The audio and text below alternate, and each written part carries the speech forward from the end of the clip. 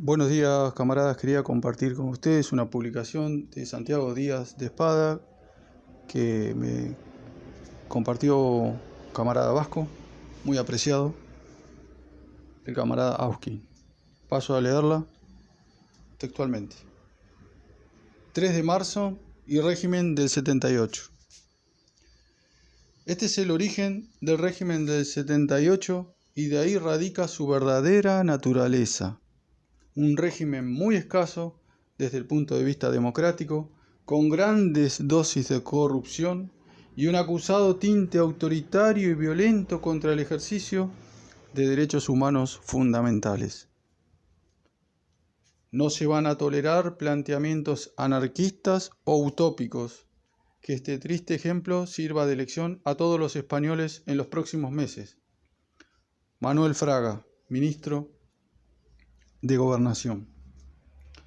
Con motivo del 45 aniversario de la matanza de Estado en Vitoria-Gasteiz, es necesario seguir señalando que el régimen del 78 no es otra cosa que el régimen heredero de la dictadura franquista y que se forjó a costa de represión contra el pueblo, la clase obrera y las fuerzas políticas y sociales que propugnaban una verdadera ruptura democrática.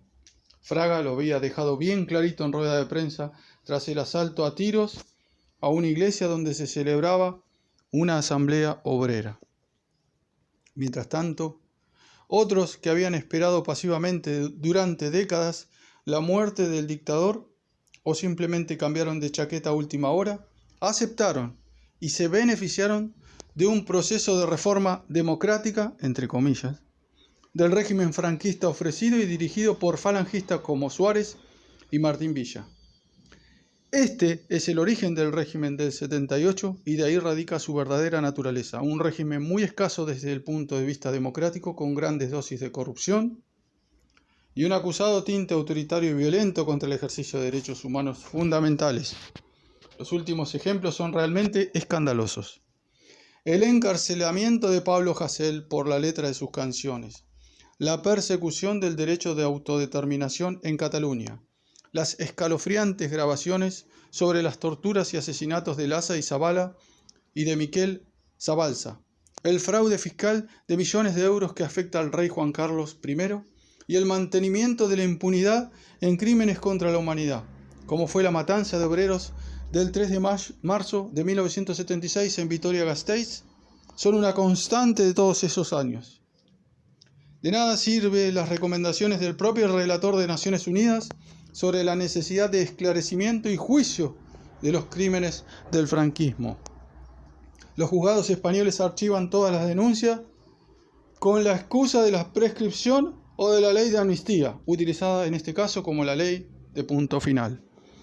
Pero lo más esclarecedor a este respecto ha sido el pronunciamiento del unísono de lo más granado del régimen, desde presidentes de gobierno del PP y PSOE como González, Aznar, Zapatero, Rajoy, pasando por secretarios generales de los sindicatos UGT y CCOO, como Redondo, Méndez, Gutiérrez, Fidalgo, los padres de la Constitución vivos y hasta Borrell, del Burgo, etc. Protagonizan un movimiento de prietas las filas en defensa del proceso de transición y de Martín Villa, con motivo de su declaración ante el juzgado argentino presidido por la jueza Servini.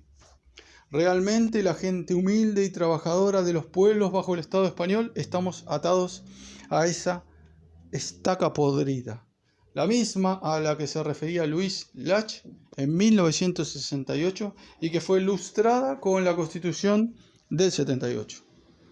Pero no nos engañemos, esa estaca podrida no va a caer por sí sola. Es necesario estirar.